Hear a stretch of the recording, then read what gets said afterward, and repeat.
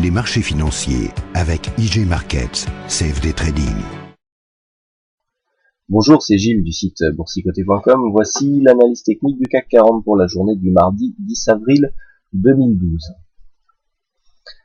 Après donc ce long week-end pascal, une belle séance baissière, puisqu'après une ouverture sur un gap baissier à 3274,85, nous avons marqué un plus haut à 3292 points.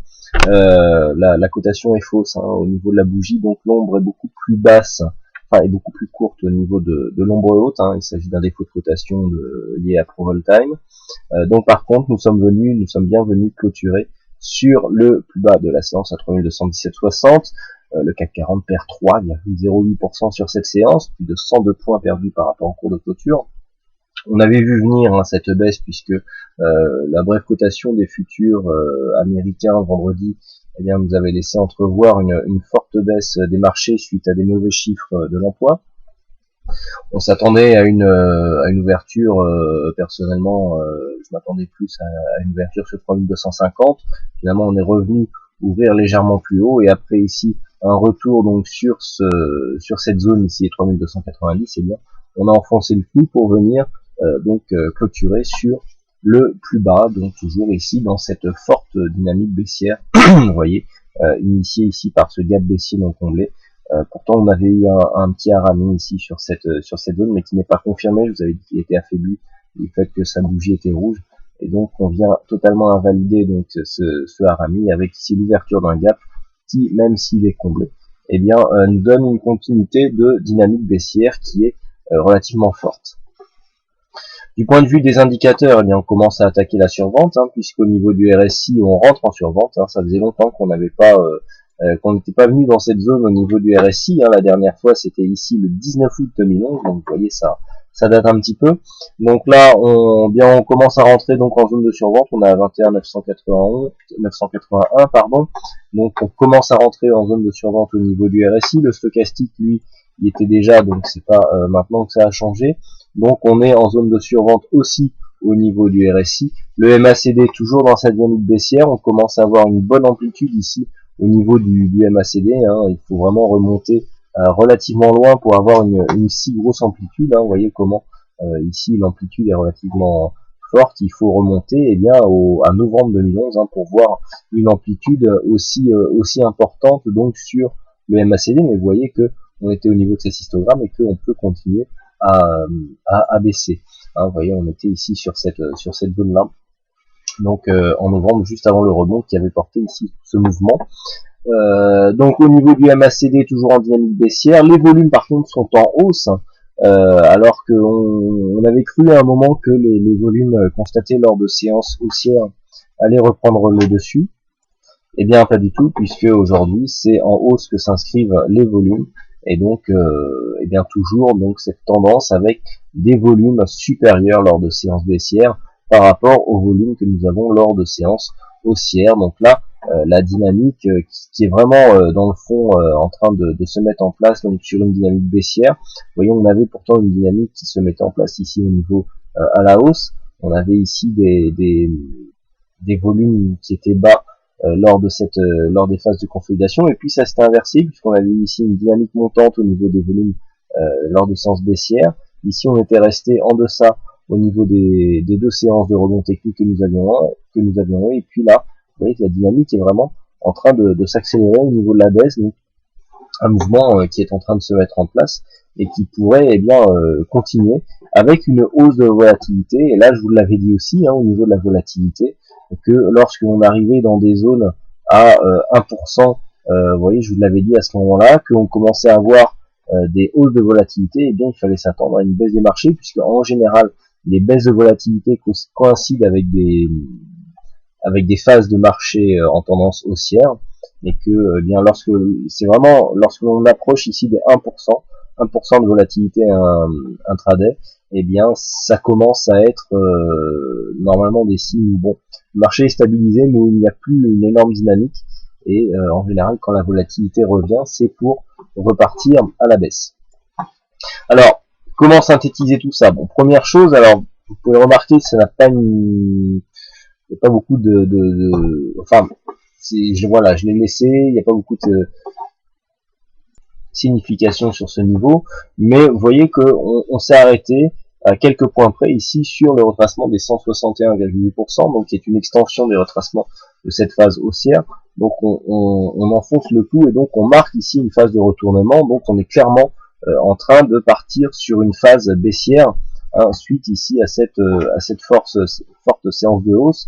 Donc, je vous l'avais dit dans la vue moyen terme que je vous referai vendredi, que nous étions ici sur une zone, nous étions sur un 38,2% du point de vue de la tendance moyen terme, et que le fait de casser ici nous pourrait nous emmener jusqu'au 50-61,8 qui se trouve bien plus bas. Je peux vous les tracer. Voilà, on va tracer vite fait un Fibo. Voilà, on part d'ici, on vient jusque sur les 3006, voilà, et on peut constater que donc le 38,2 que l'on retrouve ici se situe au niveau des 3292 points, hein, zone sur laquelle nous avons rebondi aujourd'hui mais à la baisse, et puis la zone qui se trouve en dessous, à savoir les 50%, se situe à 3196, hein, sur 3197. Vous voyez qu'on y est presque, hein, c'est la direction que prennent les cours, et donc nous avons une possibilité de retournement donc dans la zone 50-61,8 qui se situe entre 3101 et 3197. Donc là, on s'achemine vraiment vers cette zone. Nous avons une zone ici à 3170 qui pourrait créer une phase de retournement, où nous avons aussi les 3120. Donc ça sera les deux zones clés à surveiller lors des prochaines cotations, hein, si la baisse s'accélérait, puisque là nous sommes vraiment en pleine dynamique, et donc pour l'instant le CAC ne semble pas prêt de s'arrêter à baisser. Alors il ne semble pas prêt de s'arrêter à baisser, sauf qu'on commence à avoir quand même des signes d'exagération. Ce que je vous propose donc de regarder tout de suite sur ce graphe, voilà, ça c'est un graphe un peu plus que j'utilise avec des signaux donc de backtesting.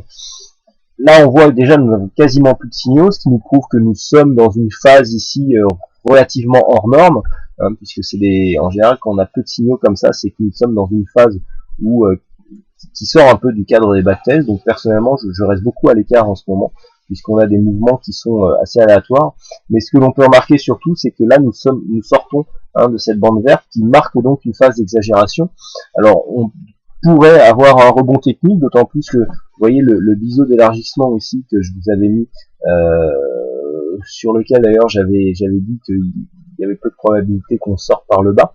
C'est ce qui est en train de se passer. Donc en général sur ce genre de mouvement, cela traduit surtout des mouvements d'exagération passagère, hein, c'est temporaire, puisqu'on peut avoir un retour ici à l'intérieur de la bande blanche, hein, qui se situera demain aux alentours des 3250, et puis continuer à baisser.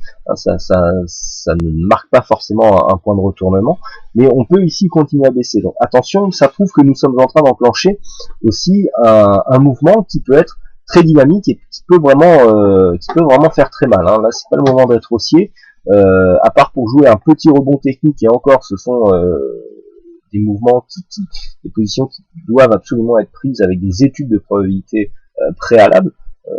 C'est très dangereux, hein, de partir au hasard sur ce genre de mouvement, mais sinon il est préférable de se mettre dans le sens de la tendance. On peut attendre un petit rebond technique, et donc si ce rebond technique arrivait, il est préférable de se mettre dans le sens de la tendance, à savoir à la baisse.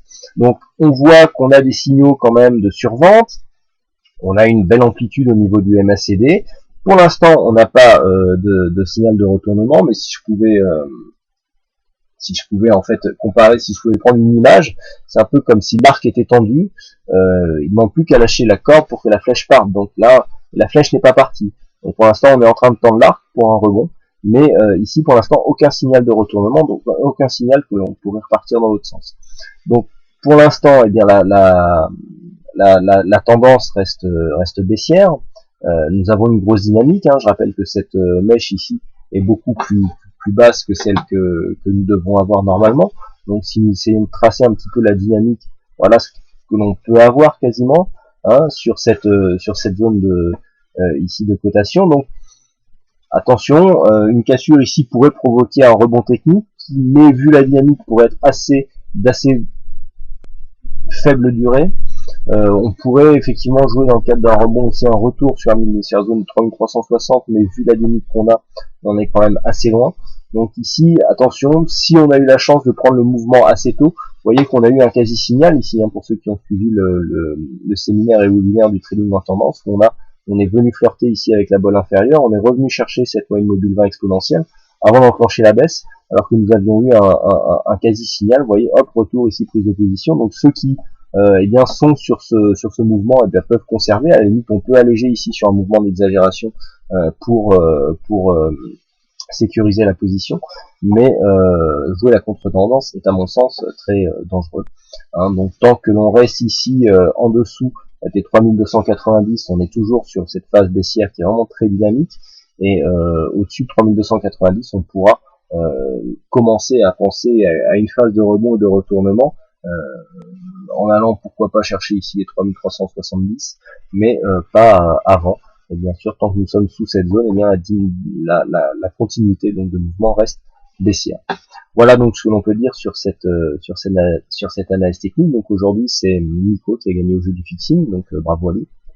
Puis il ne me reste plus qu'à vous souhaiter à tous et à tous une bonne soirée, bonne chance dans vos trades. Je vous rappelle que demain donc à 18 h, il y aura un webinaire organisé donc en partenariat avec Active Trade, qui reprendra le thème abordé lors du dernier salon de l'analyse technique, à savoir la couverture de position. Donc il peut s'agir de couverture action, d'autres positions. Hein. Je vous ferai découvrir cette technique qui est très utilisée pour ceux qui ne la connaissent pas. Et donc vous pouvez vous inscrire. Donc il y a un lien sur le site boursicoté.com, hein, tout en haut à droite du site dans la barre de menu. Webinaire gratuit, vous cliquez et vous vous inscrivez pour participer à ce webinaire qui est bien sûr gratuit comme d'habitude. Voilà, mais je vous remercie en tout cas à toutes et à tous pour votre attention, et je vous retrouve dès demain pour l'analyse technique du CAC et pour le webinaire des couvertures de position. Bonsoir à tous.